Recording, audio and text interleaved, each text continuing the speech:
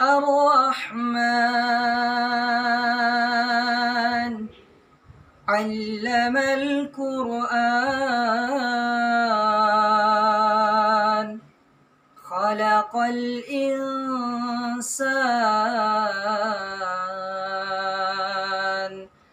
علمه البيان.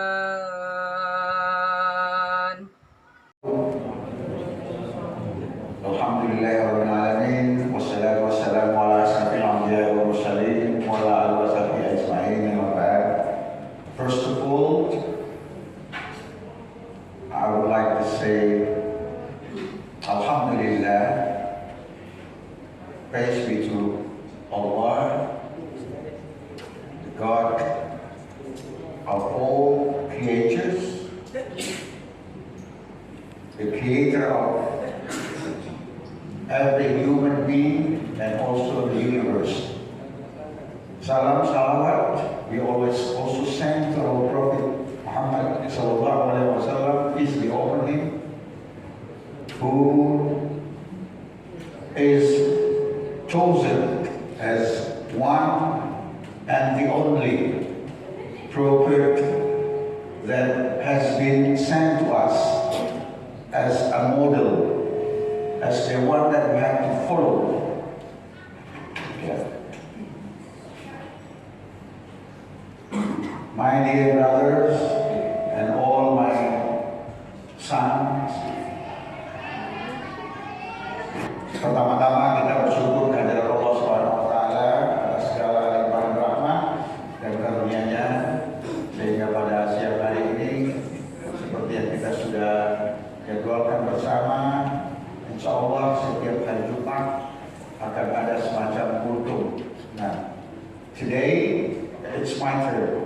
Hari ini adalah giliran saya yang membawakan kultum tersebut. Now, just to begin with, untuk memulai saya ingin mengajukan satu pertanyaan. I will start with one very simple question. This question is very common. Ya, pertanyaan ini sangat biasa saja and very easy to answer. And I believe that everyone can answer it very correctly. Yeah? Now, tell me, if any of you can tell me, what is the first that released by our Almighty God in our Holy Quran? Is there anyone can answer it? Yeah? Can anybody answer the questions? I repeat my question.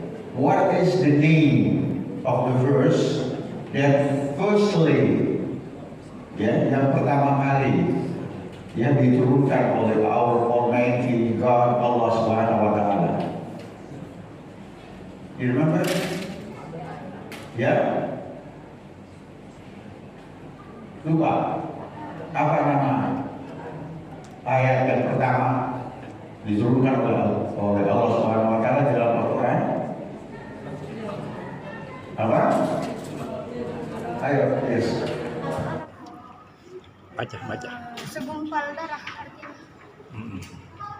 Bisa disebut. Baca lah. Baca. Iqra bismi rabbikal ladzi khalaq. Excellent. Excellent. Jadi kita sudah ingat dan sudah diajarkan oleh guru kita berkali-kali. Bahkan setiap ada pengajian yang kebetulan membahas topik ini, itu akan selalu disajikan secara jelas bahwa ayat pertama, surah pertama turun itu adalah surah Al-Alaq dengan ayatnya Iqra bismi rabbikal ladzi khalaq. Nah, can anybody mention the meaning of Iqra? Apa sih artinya Iqra itu? Ya, ada yang di sini bisa jawab? Ya, read, ya kan? Apa artinya? Baca. What does it mean? Baca, read. Can you believe that God asked Rasulullah SAW to read something which does not anything to read? There is no text at all. And even Rasulullah SAW was well known as illiterate person. Bahkan sangat populer kita kenal bahwa Rasulullah SAW itu adalah ummi, illiterate, cannot read, ya, tidak bisa membaca.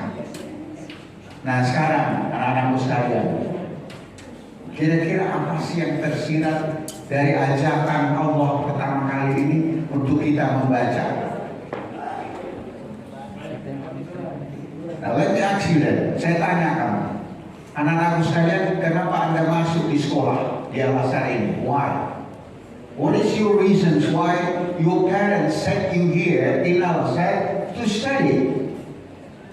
Ada yang bisa menjelaskan kenapa Anda dikirim bapak ibunya ke Al-Azhar untuk belajar, untuk sekolah?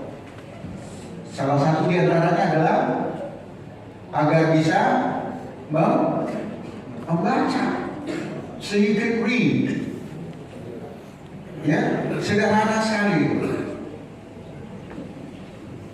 Yang kita kenal katanya dulu ada namanya baca, tulis, hitung. Nah dia dulu kan baca, tulis, hitung. Ya.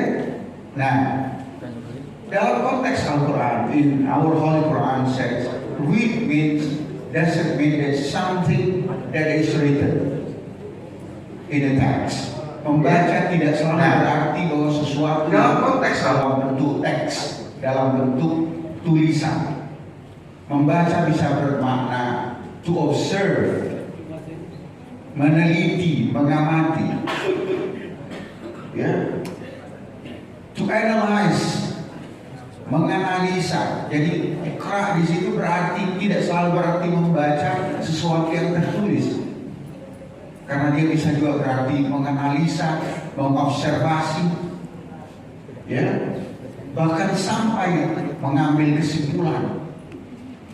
Nah, what is it? Apa sih yang diminta untuk membaca itu? Nah, itulah the whole Quran. Seluruh isi Al-Quran itu semuanya diwajibkan nanti kita untuk membaca, tidak dalam batasan membaca karena bisa melafalkan teks, tapi dia lebih bermakna kepada bagaimana kita bisa memahami kandungan dan isi Al-Quran itu. To read also means something that is not written.